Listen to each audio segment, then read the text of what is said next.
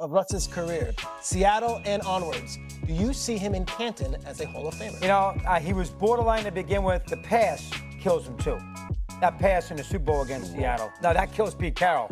He's not getting this. You cannot get to the Super Bowl. You cannot get to the Hall of Fame when you throw the ball with Lynch in the backfield at the 1 yard line. Pete Carroll's going to get in the Super Bowl. He's going to get in the Hall of Fame. Right, but still, Pete's bad, Steve. No, but he's That going to was get there. bad. It was very bad. 1-1 in the Super Bowl, that kind of loss, that was bad. So because of that throw with Malcolm Butler and the fact he's disappeared, Denver, the end of the Seattle run, the Steelers, and now this, you are remembered by what you did most recently. And I think because of that, Wilson's going to take a long time to get to Canton. Let me say this to you. All of y'all know this just as well as I do. Keep an eye on what's going to happen to Eli Manning. Mm-hmm. Eli Manning is a 2-time Super Bowl champion. You hate to say it this way, but it's the truth. Take away the Super Bowl. Oh, he did nothing. What did he do? So you got a career 500 record, 117. Okay?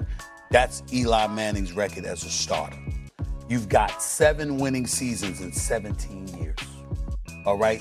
A vast majority of the time you spent missing the playoffs. And you going to the Hall of Fame. He's not in, obviously, not as of yet. He's gonna make it. But He wasn't first ballot. But he wasn't first ballot. But he's gonna. One would surmise he's going to make it.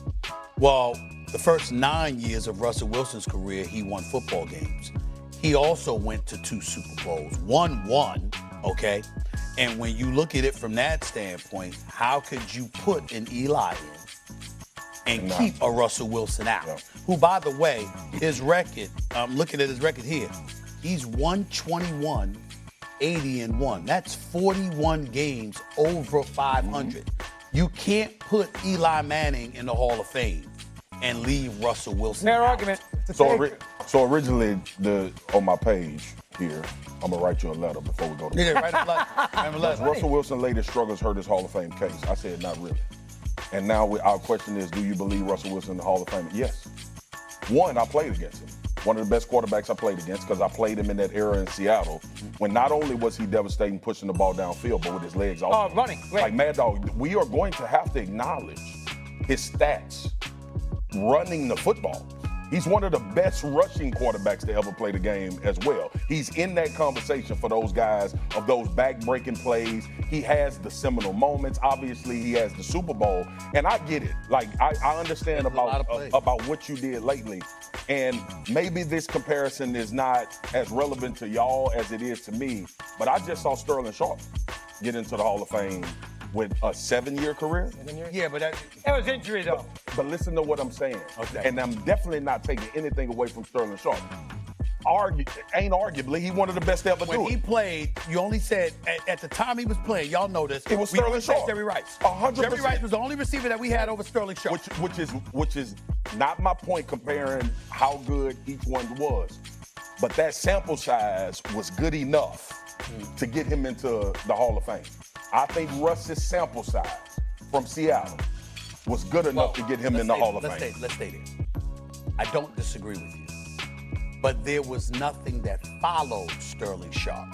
100% agree. And Russell, listen, if you meet Russell Wilson, he's a gentleman. He's a really nice guy. Yep. And by the way, he wasn't some damn scrub. As far the time that caught up, it wasn't like he was somebody that couldn't play. No, Russell Wilson was an elite player. But I think that one of the hesitancies that people have in giving him the grace that he deserves. Yep. He deserves it. He deserves it. But the hesitancy was that you basically forced your way out of Seattle. You wanted to run at your own ship, even though you had a guy like Pete Carroll who's experienced, won national championships in USC. Obviously, won a Super Bowl in Seattle as well.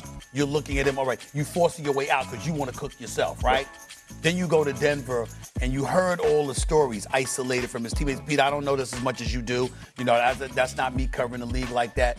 But you heard about his own entry, his own office, and, just a bit uppity and distant from players. And then when you saw that offensive lineman, if I remember correctly, get in his face on the sideline, right?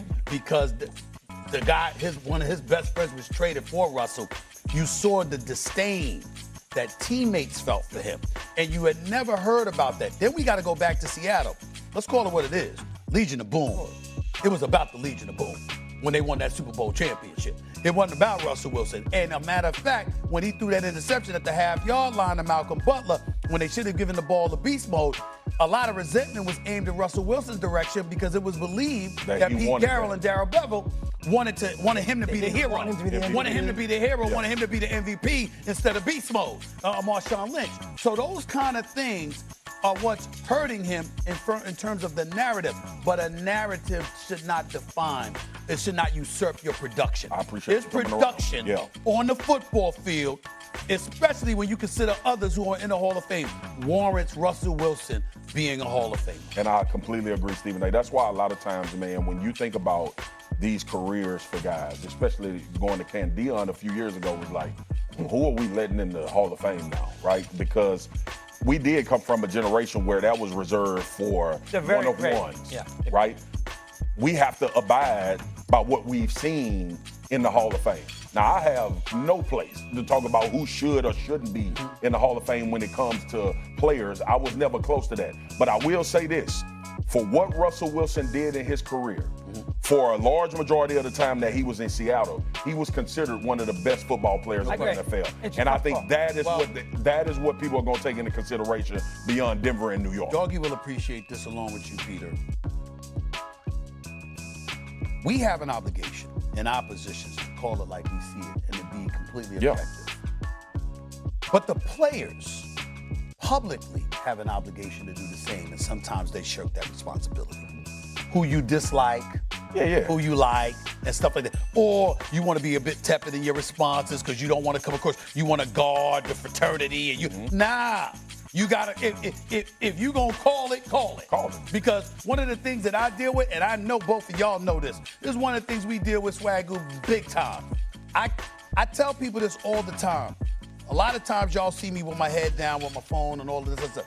There isn't a segment ever in this show where I don't get text messages from somebody in the world of sports. Of course. It's a player, it's a coach, it's a GM, it's an owner.